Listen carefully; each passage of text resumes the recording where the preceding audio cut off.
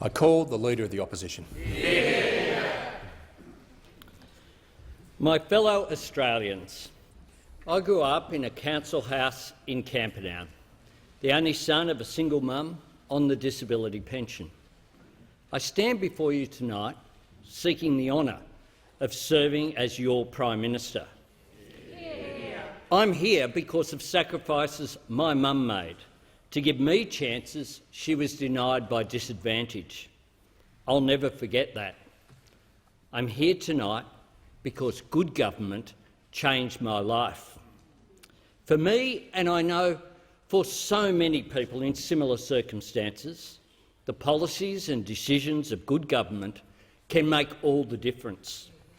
A good government, building a strong economy and a fair society, opens the door to education, to employment, to decent housing, to proper health care and a better life.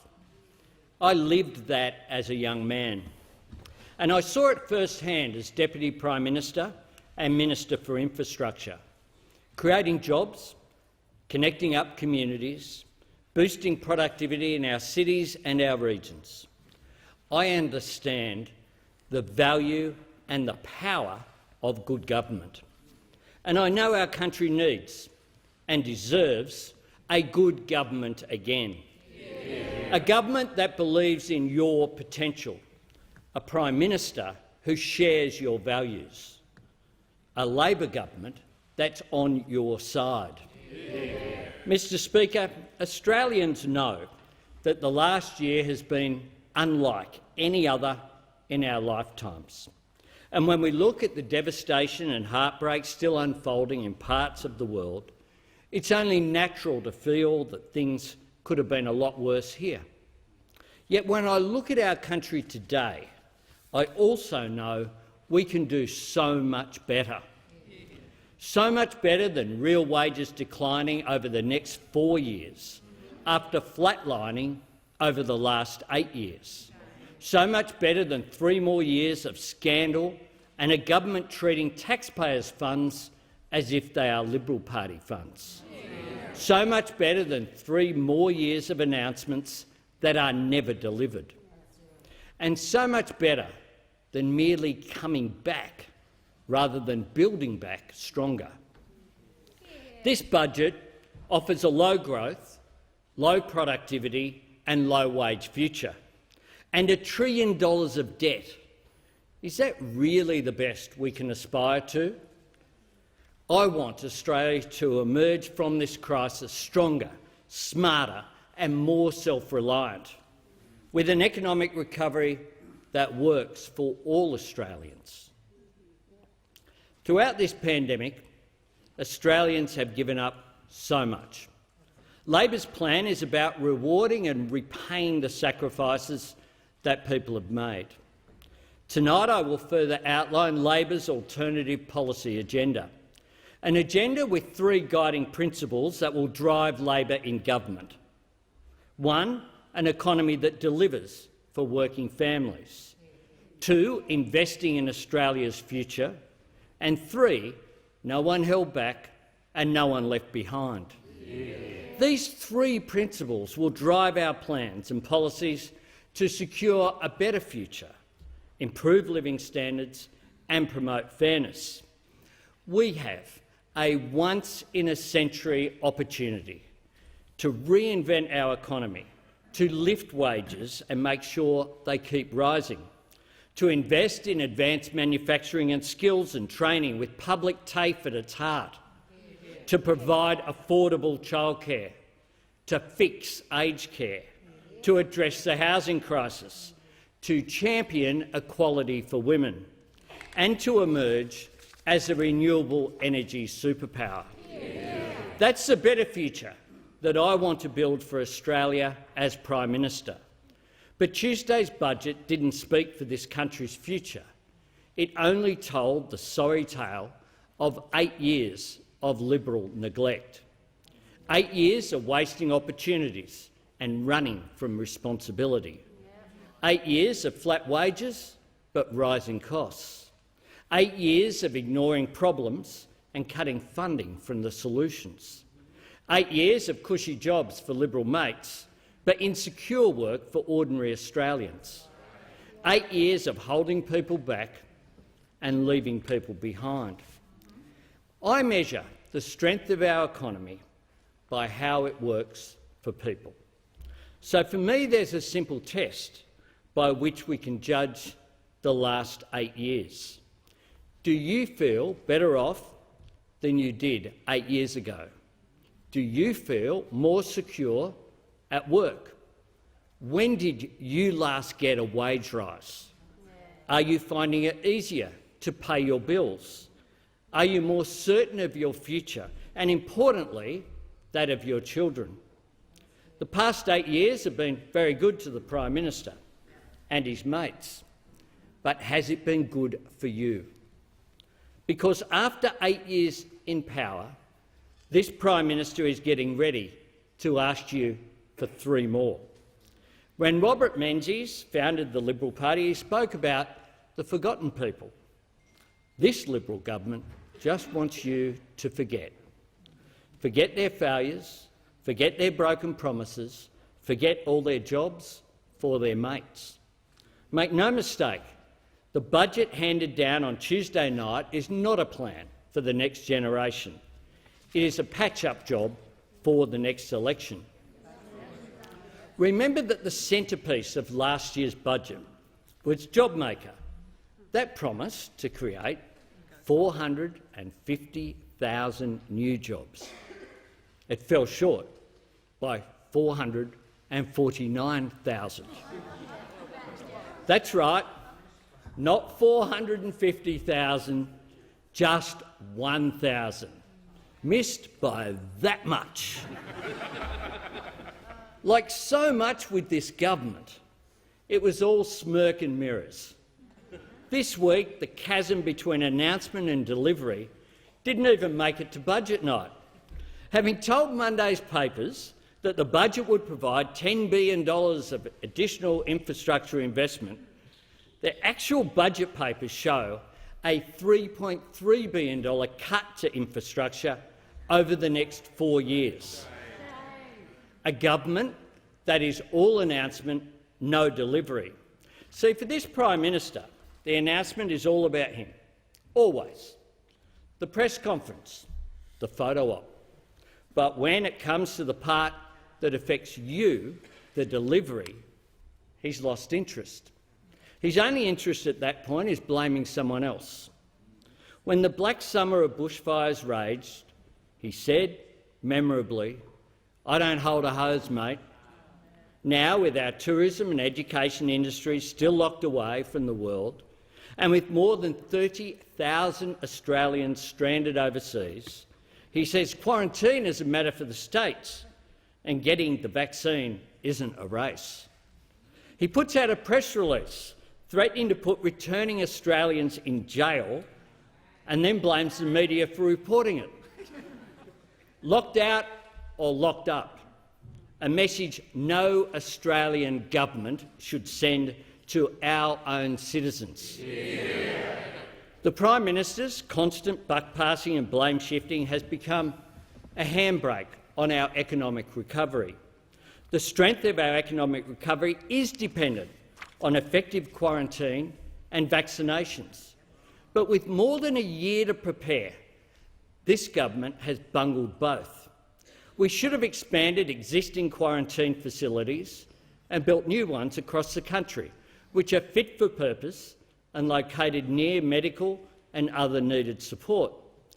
For example, Bladen Village outside of Darwin has the potential to house up to 1,000 people and is currently being used to quarantine US Defence Force personnel. Australian citizens, of course, were promised they would be home by Christmas last year. We were also told we're at the front of the queue for vaccines, when we in fact have one of the slowest rollouts in the advanced world. Now the Prime Minister and the Treasurer can't even agree on when Australians will be vaccinated. Australia should be making mRNA vaccines here. Our Labor government will prioritise support for this production through our National Reconstruction Fund. We believe Australia can be a world-leading pharmaceutical manufacturing hub, and never again should the health of Australians be put at risk by this government's refusal to invest in manufacturing. But it's not just in his response to vaccinations and quarantine that this Prime Minister has failed the test of leadership. A once-in-a-generation march by the women of Australia in pursuit of respect and justice. Ignored. Courageous survivors, shunned and then slandered. A once-in-a-lifetime statement from the heart from the first Australians.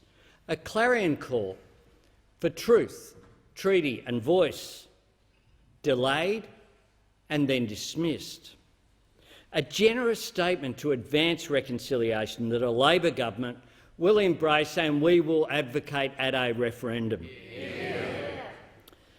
The government forced into a compensation payout in excess of $1 billion to the people it hounded through robo-debt. Yet now preparing for the same program of cuts and harassment for people on the NDIS.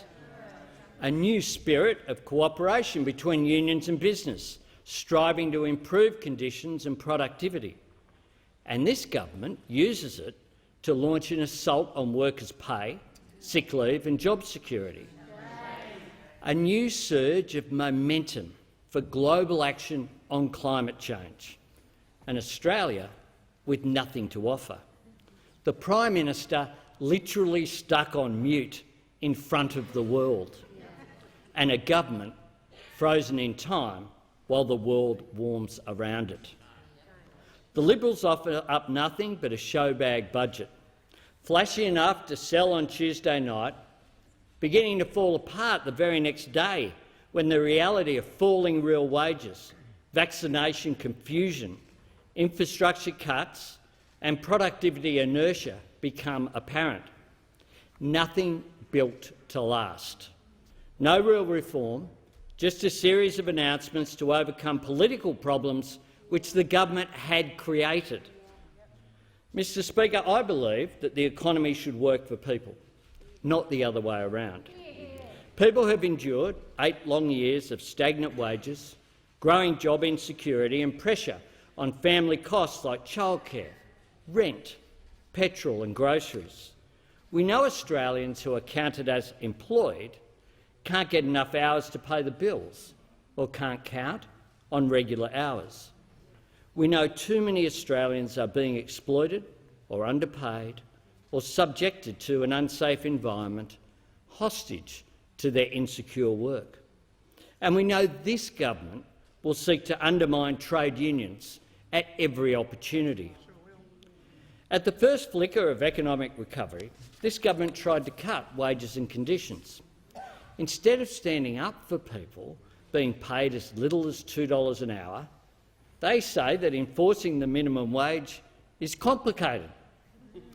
Labor's plan for secure jobs includes writing job security into the Fair Work Act, properly defining casual work, cracking down on the abuse of cowboy labour hire firms to ensure that people who do the same job get the same pay, public reporting on the gender pay gap for large companies, and 10 days paid domestic and family violence leave. Yeah. And we will make wage theft a crime. Yeah.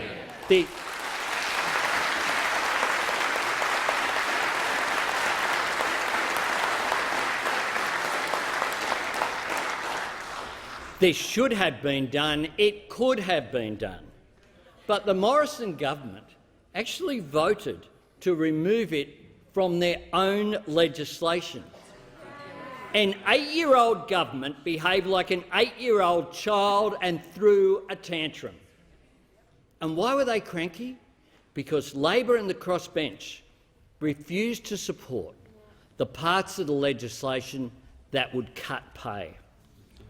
Our approach stands in stark contrast to those opposite, who cut penalty rates and who boasted that low wages was a deliberate design feature of our economic architecture. I know there is a better way. Boosting wages and lifting productivity is essential for economic growth. If you increase wages, workers will have more to spend in their local small businesses. If elected Prime Minister, I will always stand up for secure jobs and fair wages. Mr Speaker, last year I outlined Labor's cheaper childcare plan, abolishing the cap and increasing the subsidy to lower childcare costs for virtually every family. The government dismissed our policy. They declared they had already fixed affordability and they ridiculed the economic gain from investing in childcare. Now the government have rushed out a half-baked policy announcement that they say will lower the structural disincentive to work that they told us just 6 months ago didn't exist. What this Treasurer hasn't worked out is if you perform half a backflip, you fall flat on your face. That's why the Liberals' new policy will only help 1 in 4 of the families who will benefit from our plan, and the budget papers actually show that under their plan the workforce participation rate will fall. Labor's policy will not only deliver support to 4 times the number of families, it will boost the economy substantially and move towards the universal provision of affordable childcare for every family. Yeah. This is economic reform. It's good for working families, it's good for our economy, but it's also good for our children. A Labor government will invest in Australian industry and our workforce, setting them up for success today and into the future.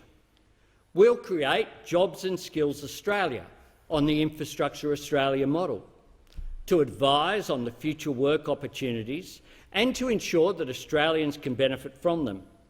And we will establish a National Reconstruction Fund to transform existing industries and the industries of tomorrow. We'll partner with the private sector, including the superannuation industry, to revive our ability to make products and be more self-reliant. Australia has always produced scientific innovations, but we haven't always been good at commercialising them. Wi-Fi, the black box, Google Maps, the cochlear implant, or solar technology. Not long ago, solar power was seen as a useful novelty, good enough to run a pocket calculator, but too expensive, too inefficient, too unreliable to power a home or a workplace. Australians changed that. Australian researchers and engineers, Australian scientists and universities, Australian breakthroughs in solar power reshaped the global energy grid. Overwhelmingly, this did lead to manufacturing and job creation, but it was overseas, not here. And if we don't get smart, if we don't get serious, if we don't get moving, the same thing will happen again. We mine and produce every element needed to build a lithium battery, the power storage technology of the future. I don't want us to miss out on jobs and investment by sending those materials overseas for another country to manufacture and then importing them back once value has been added. I want Australia making our own future. Yeah. To do that, we can't be afraid of the future, we have to shape it. The problem with this government isn't so much that they are stuck in the past, it's that they want the rest of Australia to go back there just to keep them company. The Liberals abandoned a fibre-based national broadband network, claiming it would cost $29.5 billion. Then it became $41 billion, then $49, then $51, then $57 billion. Now, of course, they are having to retrofit back to fibre. Their love for copper has cost taxpayers a lot of brass. Their insistence on looking backward on energy, communications, transport and so much more has driven our capability downward, but our costs upward. Ever since the Liberals drove Holden out of the country, they've run up the white flag on manufacturing and skills and apprentices. I'm not going to see us surrender any more jobs and industries and the communities that depend on them. My Labor government will establish the Startup Year program to help drive innovation and increase links between universities and entrepreneurs. Startup loans will be offered to students and new graduates with ventures attached to a tertiary institution or designated private accelerator. This will assist in the identification of opportunities for commercialisation of university research. The government has proven incapable of developing an energy policy or dealing with climate change. Positive action on climate change and moving to net zero emissions by 2050 will create jobs, lower energy prices and lower emissions. And Labor has a plan to help families and communities play their part in achieving this critical target, a plan that will make electric cars more affordable and support the rollout of community batteries. A Labor government will create a new Energy Apprenticeships program to train 10,000 young people for the energy jobs of the future. This will support them with up to $10,000 over the course of their apprenticeship. These 10,000 new apprenticeships will be available in renewable energy generation, storage and distribution, including in emerging technologies such as green hydrogen, energy efficiency upgrades, renewables manufacturing like batteries, and relevant agricultural activities. The rest of the world has figured this out. Cutting pollution means creating jobs. Yeah.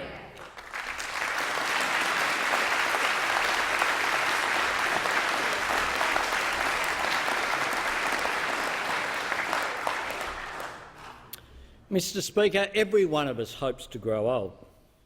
More and more of us will live long enough to need extra care in our later years. But right now that thought fills a lot of Australians with dread. Our aged pensioners and retirees should have confidence that support will be there for them. None of us can say we weren't told how to fix the system, with the Royal Commission delivering a comprehensive set of recommendations for change. The Prime Minister must now explain why he has rejected so many of those important recommendations, like the recommendation to require a nurse on duty in nursing homes at all times. Seems to make sense. Or support for increasing the appallingly low wages of hard-working aged care staff. Yeah. Or why he's opted for fewer hours of care than the Royal Commission recommended and delivered them much later. Or why the government is congratulating itself for funding new home care places when it isn't even enough to clear the current waiting list. A Labor government will not allow older Australians to grow old alone, deprived of proper care and dignity. We will not forget the dedicated, mostly female staff who care for our elderly, almost uniformly understaffed and underpaid. The Morrison government has not even managed to roll out the vaccine to these workers. Older Australians were there for us. They have paid their taxes, held communities together, raised their families, served their country in war and in peace. Older Australians deserve to be respected, to feel safe, to be comforted and treated with the utmost dignity. This cannot be beyond us. We can achieve this, we must achieve this. A Labor government will deliver this, and a Labor government will deliver that care by ensuring that every dollar spent in aged care goes to employing a guaranteed minimum level of nurses, assistants and carers, and to daily needs like decent food, rather than into the pockets of the more unscrupulous providers. Yeah. We also support the Fair Work Commission moving quickly to meaningfully lift the wages of aged care workers. Yeah.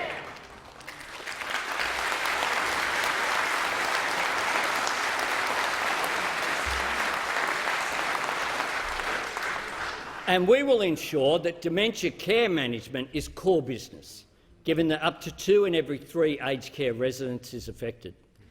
Mr Speaker, the security of a roof over one's head should be available to all Australians. Young people despair about whether they will ever afford a first home. Families struggle to meet rent payments, and older women are the fastest growing group subject to homelessness.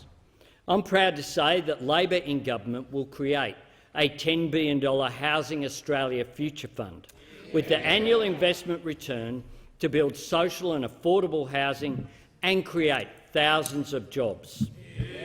Over the first 5 years, this will build around 20,000 social housing properties, places like the home I grew up in. Our home gave us so much more than somewhere to sleep. It gave my mum and I pride and dignity and security, and it gave me a future that led me here tonight. Our housing plan is good for jobs too. This initiative will create over 21,500 jobs each year, and 1 in 10 construction jobs created will be for apprentices. Last year, 10,000 mums and their children fleeing family violence were turned away from refuges because there wasn't a bed. Tonight, women's crisis services across Australia will have to tell women fleeing violence they literally have nowhere to house them. They will sleep in their car or go back to dangerous situations. Imagine the impact that has on children, on how they feel at school the next day. Imagine the emotional toll on a mother, desperate as mums do to keep their children safe, but unable to offer them more. We know this happens tonight because it happens each and every day. We can and we must do better. That's why 4,000 of the 20,000 social housing properties that we create from this funding will be allocated to women and children experiencing domestic and family violence and older women on low incomes. Yeah. We will also provide $100 million for crisis and transitional housing for these women at risk. We will build 10,000 affordable housing properties for frontline workers, the heroes of the pandemic, those nurses, police, emergency service workers and cleaners that are keeping us safe. Some of the worst housing standards in the world are endured by our First Nations people. As part of our commitment to closing the gap, the fund will provide $200 million for the repair, maintenance and improvements of housing in remote Indigenous communities. And 2 weeks after our country stood together on Anzac Day to declare Lest We Forget, 1 in 10 of the people who will sleep rough on the streets in Sydney tonight is a veteran. 1 in 10. Australia must do more to care for the brave men and women who have worn our uniform. This fund will provide $30 million over the first 5 years to build more supportive housing and fund specialist services for veterans who are either living or at risk of homelessness. Mr Speaker, this is a future fund that will give more Australians a future. Hear, hear.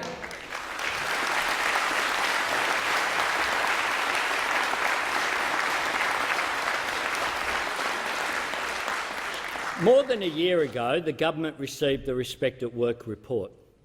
Every woman should feel safe in every workplace, including this one. The report recognised employers' responsibility to eliminate sex discrimination, sexual harassment and victimisation from their businesses. Labor in government will work with experts, employers and unions to make sure this responsibility is clear in our law, as was recommended by the report.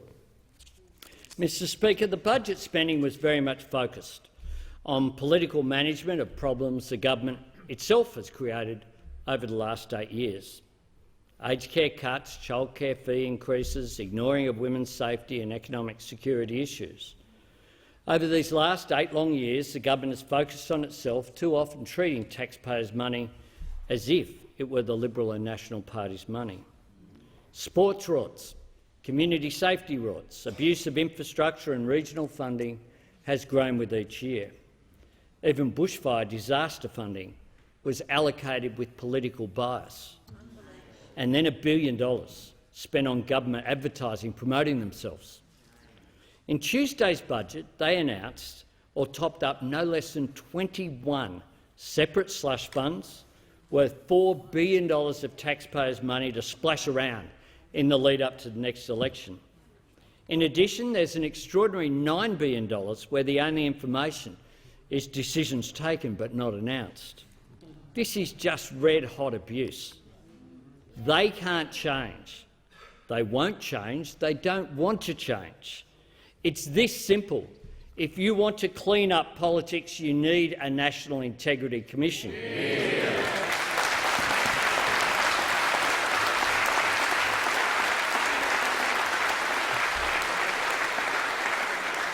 And if you want one that's fair income, it'll take a Labor government. My fellow Australians, none of us will forget this crisis that we have lived through. All of us are grateful that because of the sacrifices and unselfishness of so many, we have avoided the scale of death and trauma that we see in many other countries. To the Australian people, I say, you have been magnificent. You have been brave. You have been resolute. Now you deserve a government that is worthy of your efforts. Because it would be a disaster if we emerge from this crisis having learned nothing and not changed at all. What a missed opportunity if our economy comes out the other side with nothing to show for this transformational moment, but the biggest debt and deficit of all time. If you see this pandemic as a chance to build back stronger, Labor is on your side. If you believe economic policy should deliver higher wages, Labor is on your side. If you want more security at work, Labor is on your side. If you support equality for women, Labor is on your side. If you support cheaper childcare, Labor is on your side. If you believe that older Australians deserve dignity and care in their later years, Labor is on your side. If you believe a roof over your head is up to more than market forces, Labor is on your side. And if you get that action on climate change is an opportunity for us to emerge as a renewable energy superpower and create jobs, Labor is on your side.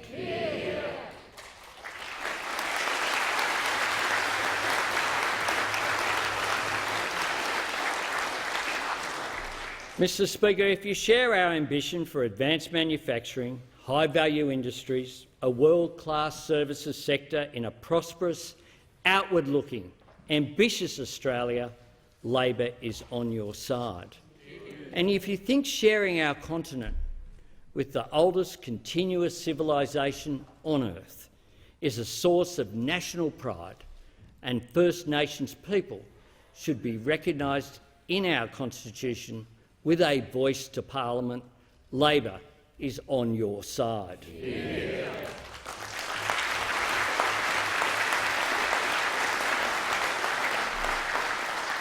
Mr Speaker, I've never forgotten where I came from. I've never lost sight of the power of government to help people realise their potential. I've never lost faith in our country's ability to compete and win in the world. I truly believe this is a moment for Australia to make our own.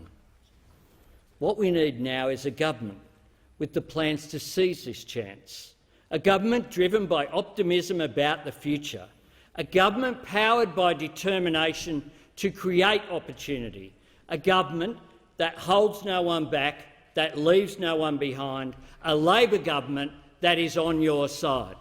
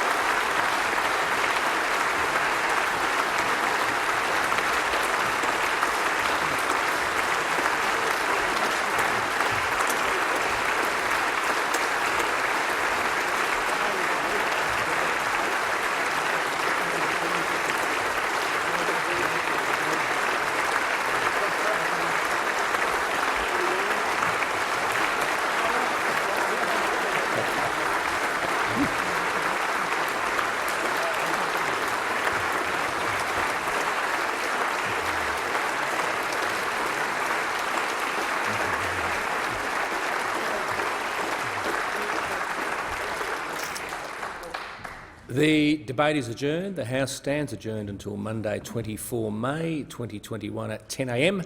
in accordance with the resolution agreed to earlier.